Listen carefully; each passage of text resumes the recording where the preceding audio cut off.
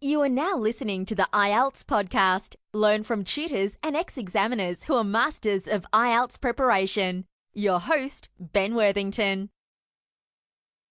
Hello there. In this episode, we are going to talk to Anna from InteractiveLanguages.com. She's going to give us some great tips on how we can improve our pronunciation and how we can make sure that the examiner is going to understand us. And then we had a discussion just because we were talking about systems to follow. So we started talking about the sentence guide I have, which helps students write essays, task 2 essays specifically. And so there's two parts to the essay, two parts to the podcast. The first part, the pronunciation, and then later we talk about essay writing and systems to follow. Can I talk a tiny bit about pronunciation and then just a little bit about the letters? Is that all right? Yeah, that's wonderful. Yeah, that'd be great. I've only had a few teachers talk about pronunciation, and I think even some teachers kind of avoid it because it's such a difficult thing to teach. You know, it's more of a just copy me, say it as I say. But it's not the best way. All right. Well, I've actually seen a video recently. I mean, I've been doing a lot of work on pronunciation because what I'm finding, I have some students who are super good at their English, and what they say is just gorgeously fluent, but then I can't understand them because their pronunciation is just so. I call it the song of English. I don't know.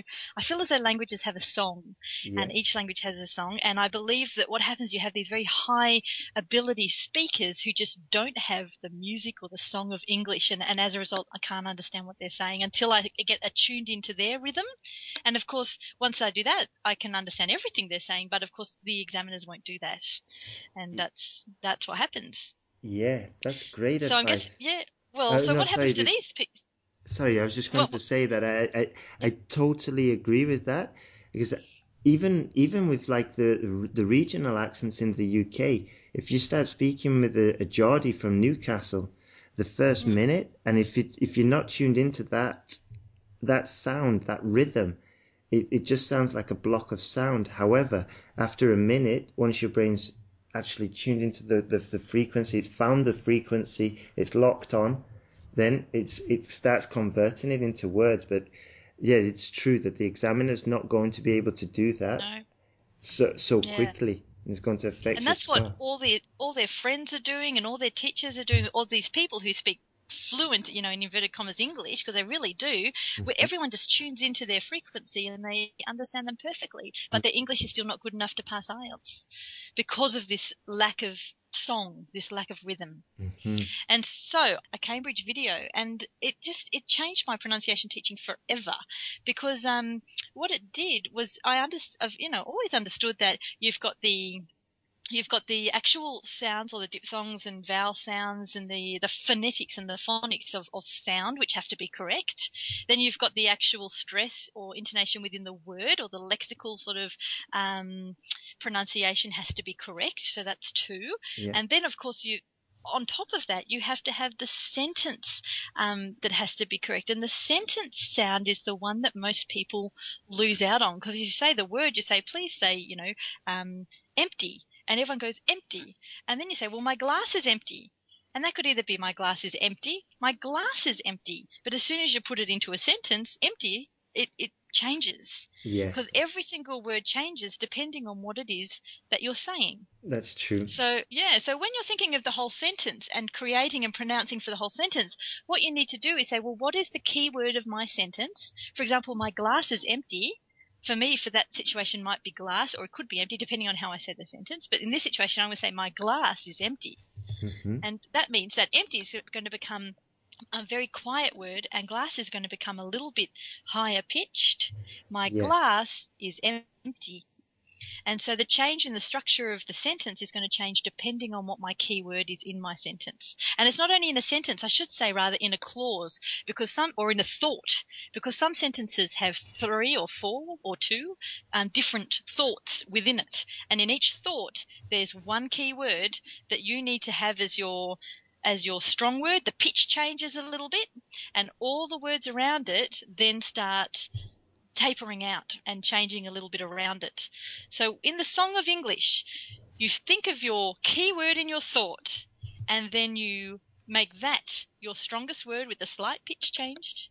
My glass is empty. And from then on, everything sort of swings in and out around it. It makes perfect sense, because I was going back to when I was learning Spanish, and I quickly found out that when I was listening to somebody, if I could just find that key word that they were saying, then the rest would just make sense, and I could understand them from there, even if I didn't understand the words. So finding the key word, and even, if you're speaking the language, stressing that key word is going to make your communication a lot more clearer. Mm-hmm. And all your other words around it, you don't have. I think what some people do is focus on every single word to make sure that every single word is pronounced properly. Mm-hmm. But what happens is the words change around the key word. And if you're focusing on every single word, there is no rhythm, there is no song, and we cannot understand you. That's fantastic advice. And how does a student get this ability of stressing the key word while they're speaking? Well, what I have done with students with pronunciation difficulties in the past is I've recorded their speaking. So we've done some speaking and I've recorded what they've said. And then I play back to them what they say, and they listen to the sentence, and they can tell me then, well, what was the key word in that sentence? What had you wanted to stress? Yeah. And then let's re-say it again. So it's about really recording yourself and listening to yourself. Is probably the best way of doing that. I've heard that advice a lot, but I've never heard it when you said, I've never heard anyone say, listen back to it and find the key word that should have been stressed. It has worked in our class a couple of times, so that's, it works. You would say that's to get the song of English, to get this ability. Yeah, well, I call it the song or the music of English. I think the overall music of English. Yeah, because when we were emailing back and forth, I did a search for Song of English and I couldn't find anything. I could just find some YouTube videos. It's just my phrase. Oh, cool. I should copyright that. Yeah, but it makes perfect sense. Having learned other languages, if you can even just tune into that song and say it the way that the locals say it, then immediately, I mean, you may not even be using the most perfect vocabulary, but just tuning into that rhythm is going to make it 10 times easier to be understood. Do you have any other advice for improving the pronunciation, or any other advice you want to share regarding the IELTS? I think probably just my sort of overall advice that I would give most of my students is to not skip over planning, or to not think that planning is unimportant, whether it be in writing and planning what you're going to say, reading and preparing, beforehand, like we said, all that kind of stuff, even in speaking and making the plan for your part 2, just really doing that wisely. I think planning is a very important part of the skills of passing your IELTS test. Right, I see. Well, that would be my overall advice. I think just don't skimp out on planning. Mm-hmm. And for the planning, would you recommend sort of like making a timetable, or just I mean during the IELTS. I'm talking about during the IELTS. Right. Test. So, for example, when you're given an SA2 writing task, to be happy to spend 5 to 10 minutes, 10 minutes even, making sure you've got a good solid, these are my arguments, these are how I'm going to, in what order and in what paragraph I'm going to present them. Mm-hmm. Because then you can write a good clear topic sentence, then you can link it back. Same as in speaking, when you've got your part 2 and you've given that 1 minute to plan, rather than writing out sentences and all that kind of stuff, do a mind map, get all the ideas in single word form down on paper, plan what it is, plan a story, what it is that you're going to do, but spend the 1 minute wisely, just planning, don't waste it, don't waste your time. Exactly. Very good, very good. And just one word of advice, when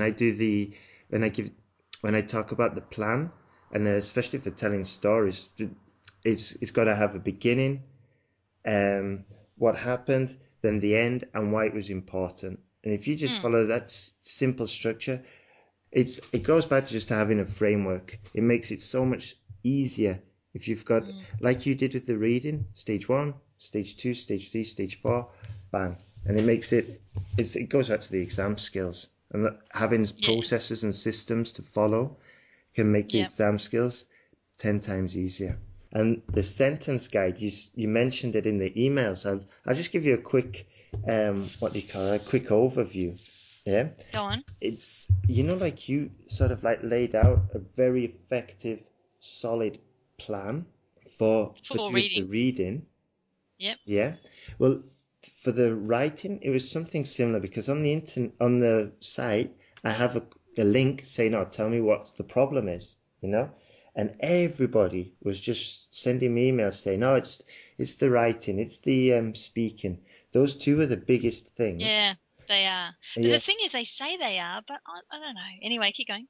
Yeah. I think it's those two skills they say probably because they're the productive ones, and they can see themselves as it's like almost the easiest from their point of view to improve and the most logical to improve, because an improvement in listening is hard to measure, and it's hard to sort of like make active progress in that unless you've got some solid advice like you just gave. But the writing, I think it's easier to measure the progress, So, and I found as well that when I was looking at essays being written, I thought the problem here is their ability is quite good in English, but they need these solid exam skills and almost a framework to follow to write a clear, cohesive essay, because some of them, their English is fine, but it just goes all over the place and there's no direction. And they have like, I've got to use nevertheless. I've got to use however. Right? They do. Yeah, and everything, all the information's there, but there's no organization. Yeah. And I think as though that when they read the question, there's no way to attack the question, because maybe they'll have sort of like an idea, then a question, and then there's no way to sort of like think, what is the asking me? And then that cloudiness often is transferred onto the paper for their answer. They haven't really understood what the question's wanting, I agree, and that's why in my classes I focus. I reckon if they say, okay, I want 4 writing classes, I reckon I'll put 3 of them and we do planning. Yeah. 3 out of the 4. This is how you plan yours, because you can write a very good essay, but my God, your ideas are all over the place. Exactly. Yeah, this is the thing, and so what I try to do is just give them the most solid plan, which they sort of like memorize and they use as structure, and then there's a few steps beforehand to sort of like really laser focus in on what the question is requiring and what to do for like each sentence, now that we've established the need of the question, of what the question requires. And it just makes it so much easier. And the first essays they give, they write are very basic and like a skeleton.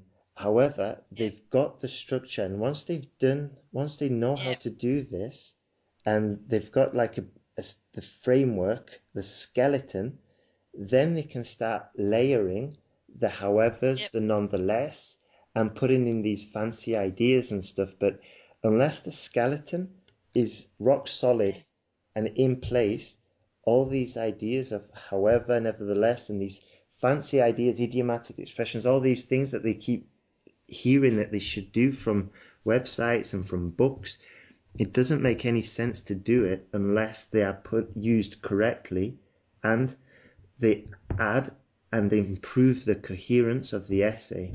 So that's roughly the sentence guide is. But more or less. Yeah, so I think I'm gonna have to get a copy. It's a PDF and it's audio as well, because I figured that all the students that are coming to the site, the audio learners, that's why they tune into the podcasts. So making me talking them through the process, they know they know my accent. It gives them that confidence, and it kind of makes it more clear as well. You can have the PDF, but if you hear it as well, I think you get it in both ways, especially for the audio learners. It's very effective, you see. Yeah. But I'll send you a Good. coffee. I'll send you a coffee. I'll send you a copy. We have great coffee in Melbourne. No coffee required. I'll send you a cappuccino through Skype. Awesome. And then, yeah, We laugh maybe you now, could but give you us never your know about the future. maybe you could give us your feedback and stuff. Well, I think that's everything. So thank you very much, Anna. Thank you for having me, Ben. I really enjoyed it. Thanks for listening. Remember to leave your email